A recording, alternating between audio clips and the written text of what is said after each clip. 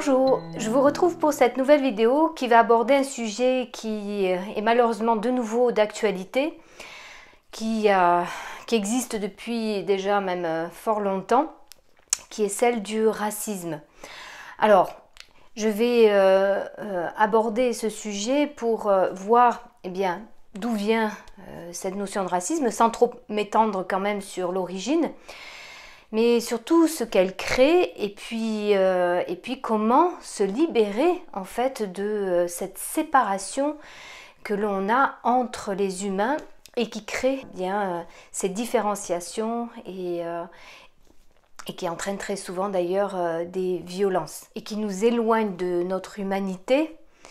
Et donc comment faire pour retrouver cette humanité en nous qui va nous permettre justement de nous éloigner de ce genre de comportement, d'attitude, pour retrouver une certaine fraternité. Et j'en parlais dans une vidéo précédente. Si nous souhaitons vivre ensemble, il va être très important de retrouver cette notion de fraternité. Alors, quelle est la définition du racisme ? C'est un postulat qui considère en fait que certaines catégories de personnes, donc certaines personnes, sont supérieures à d'autres personnes. C'est comme s'il y avait une hiérarchie qui donnait lieu à différents groupes. Et du coup, s'il y a cette croyance qu'il existe des personnes supérieures à d'autres, ça va donner en fait lieu à des attitudes, des comportements de personnes vis-à-vis d'autres, de domination et donc pour les autres de soumission. Alors sans trop m'attarder sur l'origine en fait du racisme, il y a, dit-on, une origine qui pourrait être religieuse par rapport à la malédiction de Cham, qui est un des fils de Noé et qui l'aurait vu nu et l'aurait dit à ses deux autres frères, et donc Noé, dans sa colère, aurait dit qu'il serait l'esclave de ses frères et que Canaan, un des fils de Cham, serait aussi réduit à l'esclavage par rapport à ses frères. Et à partir justement de cette malédiction de Cham, il y aurait eu une table des peuples et donc une descendance par rapport justement à cette descendance de Noé. Donc une certaine généalogie par rapport à cette descendance. Et puis en fait il y a tout au long de l'histoire des explications de groupes par rapport à d'autres groupes, et pour maintenir une certaine cohérence du groupe, on va se distinguer des autres groupes et voir donc se donner des qualités donc de supériorité par rapport à d'autres groupes, ou maintenir une certaine cohérence de ce groupe par rapport à d'autres groupes. Et il y a plutôt au 19e siècle eu des tentatives d'explication aussi scientifiques, entre guillemets, biologiques, de la nature même de l'être humain. Tout ça en fait c'est finalement pour justifier des comportements des humains vis-à-vis d'autres humains, pour peut-être avoir des idées de pouvoir et de conquête. C'est la raison pour laquelle il y a eu des colonisations et puis malheureusement donc l'esclavagisme. Si on doit regarder d'un point de vue psychologique, d'un point de vue du développement psychologique, ce dont on se rend compte, c'est que jusqu'à 3 ans et demi, il n'y a pas de différence faite entre les enfants. C'est-à-dire qu'ils sont dans le partage, ils jouent tout autant les uns que les autres, et peu importe en fait d'où ils viennent, le statut de leurs parents, la couleur de leur peau, leur langue, leur culture, leur religion, tout ça n'a pas d'existence, et donc les enfants ne vont pas faire de différence et vont jouer les uns avec les autres de manière tout à fait naturelle. Et puis peu à peu, en fait, commence à se construire vers 3 ans et demi, 4 ans, assez tôt donc, des croyances qui vont commencer à justement changer l'attitude des enfants. Et vous vous souvenez, je parle souvent du soi et de l'ego. Là on voit que jusqu'à effectivement 3 ans et demi, l'enfant est complètement connecté à son soi, à cette conscience et sans différence avec les autres. Et puis à un moment donné, quand commence à se construire l'ego, justement précisément quand l'enfant commence à dire je, moi, vers 3 ans, eh bien il commence à se construire avec tout ce qui va venir de l'extérieur. Et donc il va commencer à construire des croyances en fonction du groupe auquel il appartient et selon ce qu'on va lui dire. Et si on le fait grandir avec des mots qui créent la différence avec les autres, eh bien peu à peu, il va comme ça construire des croyances et en fait maintenir sa cohérence et son appartenance à son groupe et commencer à créer des différences avec d'autres groupes. Et on voit là qu'il y a sous-jacent à cela une notion de peur. C'est-à-dire que si j'appartiens à un certain groupe qui me rassure, qui est cohérent, eh bien, il est en différenciation avec un autre groupe qui ne pense pas comme moi, qui semble être différent, et ça peut créer une certaine peur, c'est-à-dire, eh bien, moi, je préfère appartenir à ce groupe-là, et ce groupe-là, eh bien, il est différent de moi, donc je vais avoir tendance un peu à le mettre à distance, à le rejeter, parce qu'il me crée une certaine peur, dans le sens où il semble être différent de moi, et en tout cas du groupe auquel j'appartiens. Et tout cela pourrait remettre en question la stabilité du groupe auquel justement l'enfant appartient. Donc cette peur crée bien le rejet, puis peut créer aussi le jugement par rapport aux autres, parce qu'on les considère différents de soi et des différents critères, des différentes qualités que l'on attribue au groupe auquel on appartient. Il y a donc un développement naturel qui se fait d'appartenance et de préférence à un certain groupe qui rassure et qui donne justement cette cohérence et qui éloigne de la peur de ce qui est différent de notre groupe. Alors cette différence, elle est sur plein de critères. Y compris, il y a une expérience qui a été faite il n'y a pas très longtemps en Russie et qui montrait justement à quel âge l'enfant était très dépendant déjà de ses croyances. Alors c'est tout simple, il y a 2 petites pièces qui sont créées à l'identique avec plein de jeux dans cette pièce-là. Et puis d'un côté, il y a une pièce avec un enfant qui a un handicap et puis une autre pièce qui est vide. Et puis on demande donc à des enfants au-delà de 5 ans à peu près de venir et puis on leur demande dans quelle pièce souhaiterais-tu jouer? Et vers 5, 6, 7, 8 ans, les enfants, dans la quasi-totalité, dans la majorité en tout cas, eh bien ils vont préférer aller jouer dans la pièce vide. Enfin, dans la pièce où il n'y a pas d'enfants. Il y a plein de jeux, mais il n'y a pas d'enfants. Et puis, il y a d'autres enfants qui sont amenés, qui ont 3 ans, 3 ans et demi, 4 ans. Et là, on leur demande bien la même chose. Dans quelle pièce souhaites-tu aller jouer? Et là, préférentiellement, tous les enfants se dirigent naturellement vers la pièce où il y a cet autre enfant, bien qu'il apparaisse effectivement différent parce qu'il a un handicap.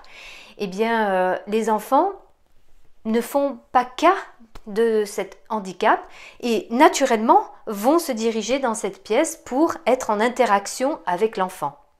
Donc on voit bien qu'il y a un moment où aucune différence n'existe et c'est plutôt l'interaction avec un autre que moi qui est comme moi, même s'il y a une singularité, même si nous sommes des êtres uniques, je me reconnais dans la personne qui est en face de moi.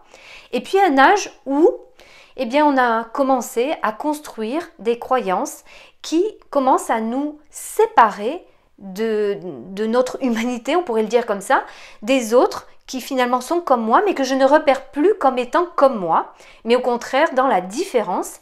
Et à ce moment-là, je vais commencer à avoir des attitudes, des comportements complètement différents. Et ces attitudes complètement différentes, eh bien, elles sont déterminées, données par l'extérieur direct ou par un groupe auquel on appartient, que ce soit une société, une culture, une religion, et ainsi de suite. Alors, ce que l'on voit là, c'est qu'on ne naît pas raciste. On pourrait dire qu'on est avec cette conscience que l'autre, c'est moi, il est comme moi. On ne n'est donc pas raciste, on le devient. Ce qui veut dire que nous pouvons tout à fait, à un moment donné, déconstruire ce qui a été construit pour retourner à cette vraie nature dont je parle souvent, ce fameux soi, cette nature, cette conscience que l'autre est comme moi et que nous venons du même endroit. Et c'est parce que nous allons développer de nouveau cette conscience de notre vraie nature que nous allons pouvoir nous libérer justement de ces conceptions qui nous séparent et qui créent tant de désordre et tant de violence entre les êtres humains. Qu'est-ce que cela crée? Eh bien, ça crée l'esclavagisme. Ça a créé l'esclavagisme qui peut être encore de nos jours malheureusement, ce qu'on appelle l'esclavagisme moderne. Eh bien, ça crée le rejet. Ça crée donc des préjugés, des jugements sur les autres. Ça crée évidemment de la violence. Ça crée des discriminations. Ça crée de la méfiance, donc en lien avec la peur. Ça crée de la soumission et en rapport de la domination, en lien avec le pouvoir. Et ça, c'est vraiment important de se rendre compte de ça parce qu'il y a des personnes qui vont justement utiliser ça pour accroître leur pouvoir. Et vous connaissez bien cette phrase « diviser pour mieux régner ».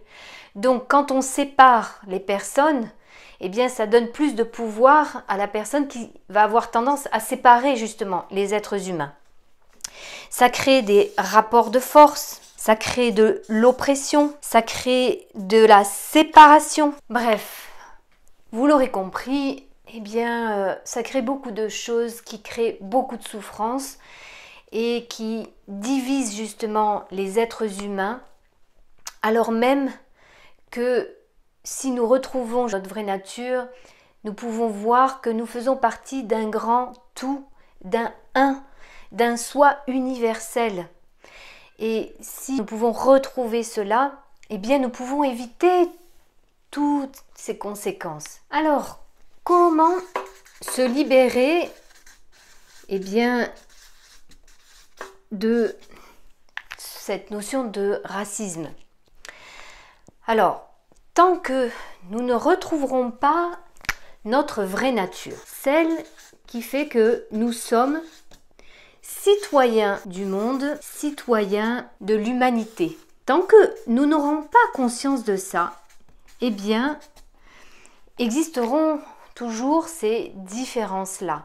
Et donc toutes les conséquences qui vont avec. Des comparaisons, des discriminations, des rejets, des dominations. Donc il va être important en fait de prendre conscience que nous sommes une singularité, mais au sein d'une unité. Nous venons tous de cette même grande conscience. Et nous venons tous vivre des expériences pour faire grandir notre conscience. Nous avons besoin du coup de vraiment développer notre intériorité, puisque notre vraie nature et la vérité, elle se trouve à l'intérieur de nous-mêmes, pour avoir une ouverture au niveau de notre cœur qui donne accès à cet être psychique en nous, qui donne accès à cette vérité que nous venons tous du même endroit, que nous sommes des singularités, mais que nous ne sommes pas différents, que la personne en face de moi, c'est la même que moi, et ça reconnecte à notre humanité. Donc ça signifie, en clair, élever notre conscience. Tant que nous n'élèverons pas vraiment notre conscience, nous serons dans ces problématiques-là. Et nous perdrons de vue notre humanité. Et donc nous ne pourrons pas vivre les uns avec les autres en toute paix, en toute sérénité. Et vous l'avez compris, en fait, ça suppose s'élever par rapport à notre ego. Parce que c'est notre ego qui, lui, crée ces différences, crée ces besoins et ces désirs de dominer les personnes pour avoir du pouvoir. Tout ça concerne l'ego. Et que tant que nous serons dans cette partie-là de nous, eh bien, nous serons malheureusement justement dans ces discriminations et dans ces différences et avec toutes les attitudes qui en découlent. Et très clairement, si je suis opprimée, eh bien, je risque de vouloir me venger, mais si je me venge, je deviens à mon tour l'oppresseur.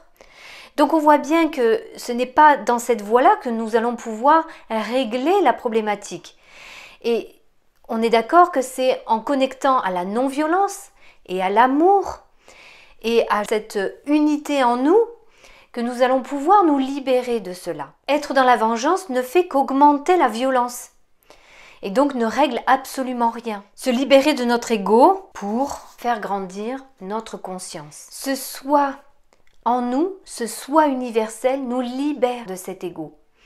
Et d'où l'importance de vraiment prendre conscience de cela et faire ce travail de recherche de ce soi en nous, de cette vraie nature qui nous libère de cet ego. Et de cette façon, on retrouve cette vastitude de l'être en nous et la liberté. Alors, il y a des grands sages qui ont existé dans notre humanité et qui ont beaucoup parlé de ça, qui ont fait des tentatives pour réveiller les consciences. Alors, ce n'était peut-être pas le moment, peut-être que la conscience justement de l'humanité n'était pas encore suffisamment élevée pour intégrer justement ce que ces grands sages ont souhaité transmettre. Maintenant, je trouve que c'est bien de retrouver ce que ces sages ont pu nous dire. Alors, comme je ne peux pas retenir toutes les citations de ces sages, je les ai notées et je vais vous les lire parce que il me semble qu'on en est à un moment de notre humanité où il est vraiment important de faire grandir notre conscience. Si nous voulons changer de monde, changer de paradigme, créer ce nouveau monde de bienveillance, d'amour, de partage, de compassion, de respect des uns et des autres, de respect de notre planète, il est vraiment urgent et important d'intégrer tout ce que ces grands sages ont pu dire à un moment donné et où l'humanité n'était pas encore prête pour l'intégrer, le mettre vraiment en place. Donc je vais vous les lire parce que je trouve que c'est vraiment important aujourd'hui de retrouver ces paroles de sagesse. Alors j'ai choisi 3 grands sages pour moi, que sont Martin Luther King, Nelson Mandela et Gandhi. Alors tout d'abord je vais vous lire donc les citations, certaines citations en tout cas, de Martin Luther King. Nous devons apprendre à vivre ensemble comme des frères, sinon nous allons mourir tous comme des idiots. On voit là la notion de fraternité qu'il avait lui déjà en conscience. Une nation qui produit de jour en jour des hommes stupides achète à crédit sa propre mort spirituelle. L'obscurité ne peut pas chasser l'obscurité, seule la lumière le peut. La haine ne peut pas chasser la haine, seul l'amour le peut. La violence est aussi inefficace qu'immorale. Elle est inefficace parce qu'elle engendre un cycle infernal conduisant à l'anéantissement général. Et c'est vraiment ce que l'on ressent de plus en plus maintenant. Une injustice, où qu'elle se produise, est une menace pour la justice partout ailleurs, car nous sommes tous pris dans un tissu de relations mutuelles. À ce moment-là, on ne parlait pas encore de physique quantique, en tout cas autant développée que maintenant, où justement on parle de « nous sommes tous reliés, nous sommes tous interconnectés ». La non-violence est une arme puissante et juste qui tranche sans blesser et en oublie l'homme qui la manie. C'est une épée qui guérit. L'homme bon ne regarde pas les particularités physiques, mais sait discerner ses qualités profondes qui rendent les gens humains et donc frères. Et il est vraiment temps de retrouver cela en soi. Notre pouvoir scientifique a dépassé notre pouvoir spirituel. Nous savons guider des missiles, mais nous détournons l'homme de sa voie. La race humaine doit sortir des conflits en rejetant la vengeance, l'agression et l'esprit de revanche. Le moyen d'en sortir est l'amour. Donc vous voyez que ces belles paroles de sagesse qu'avait dites Martin Luther King sont tellement vraies et tellement à intégrer aujourd'hui pour vraiment voir changer ce monde. Alors Nelson Mandela maintenant. Donc j'ai choisi quelques citations. Le courage n'est pas l'absence de peur, mais la capacité de vaincre ce qui fait peur. Parce qu'on voit que sous-jacent, comme je le disais tout à l'heure, il y a souvent la peur. Être libre, ce n'est pas seulement se débarrasser de ses chaînes, c'est vivre d'une façon qui respecte et renforce la liberté des autres. Un homme qui prive un autre homme de sa liberté est prisonnier de la haine, des préjugés et de l'étroitesse d'esprit. L'honnêteté, la sincérité, la simplicité, l'humilité, la générosité, l'absence de vanité, la capacité à servir les autres, qualités à la portée de toutes les âmes, sont les véritables fondations de notre vie spirituelle. Donc là, on voit bien toutes ces qualités du soi. Même au pire moment de la prison, quand mes camarades et moi étions à bout, je rappelle qu'il a été emprisonné pendant 27 ans, j'ai toujours aperçu une lueur d'humanité chez un des gardiens. Pendant 1 seconde peut-être, mais cela suffisait à me rassurer et à me permettre de continuer. En faisant scintiller notre lumière, nous offrons aux autres la possibilité d'en faire autant. Si je soigne toutes ces blessures de mon ego et que je commence à faire briller de nouveau mon soleil intérieur, je vais pouvoir faire briller autour de moi. Et je vais peut-être donner envie aux autres d'en faire autant. J'ai toujours su qu'au plus profond du cœur de l'homme résidait la miséricorde et la générosité. Personne ne naît en haïssant une autre personne à cause de la couleur de sa peau, de son passé, de sa religion, et on pourrait rajouter d'autres choses. Je ne suis pas née avec une soif de liberté, je suis née libre. Rappelez-vous que un besoin fondamental de notre soi, c'est la liberté. Parce que nous naissons avec ce besoin fondamental. Quand un homme est privé du droit de vivre la vie dont il croit, il n'a pas d'autre choix que de devenir un hors-la-loi. Je ne suis pas vraiment libre si je prive quelqu'un d'autre de sa liberté. L'opprimé et l'oppresseur sont tous les deux dépossédés de leur humanité. Et puis quelques paroles de Gandhi. La haine tue toujours, l'amour ne meurt jamais. Vivre plus simplement pour que d'autres puissent tout simplement vivre. Ce que la violence t'a fait gagner, une violence encore plus grande te le fera perdre. Il y a assez de tout dans le monde, mais pas assez pour assouvir son avidité. Et rappelez-vous que l'avidité, ça fait partie de l'ego blessé qui en veut toujours plus. Je m'oppose à la violence parce que lorsqu'elle semble produire le bien qui en résulte n'est que transitoire, tandis que le mal produit est permanent.